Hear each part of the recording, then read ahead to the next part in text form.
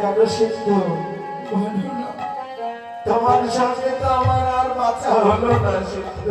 কি বলছো তুমি? ওরে ধানায় তোকে বলে যাই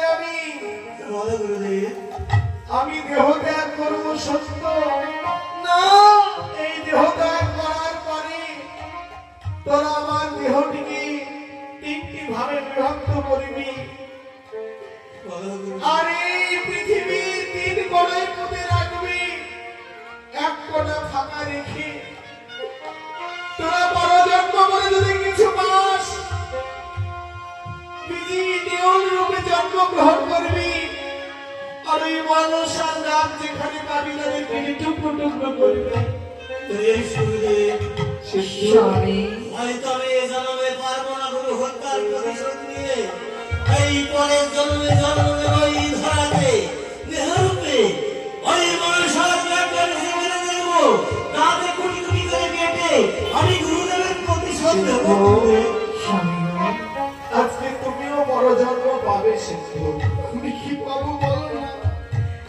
তুমি বড় জন্মে ময়ূর ময়ূরী রূপে জন্মগ্রহণ করবে, যেখানে মানুষের নাম পাবে তুমিও তাদের টুকরো টুকরো করবে।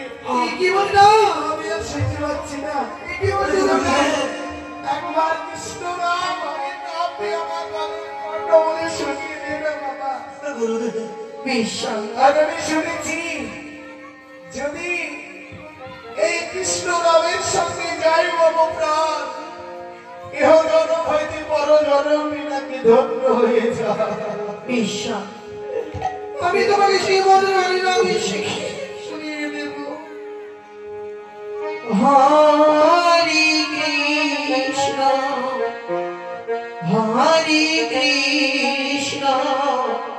কৃষ্ণ কৃষ্ণ হরে হরে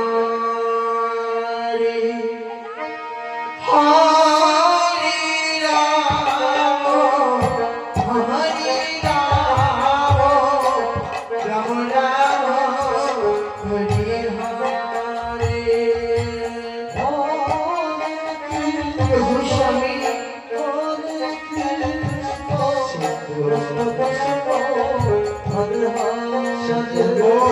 কহিও না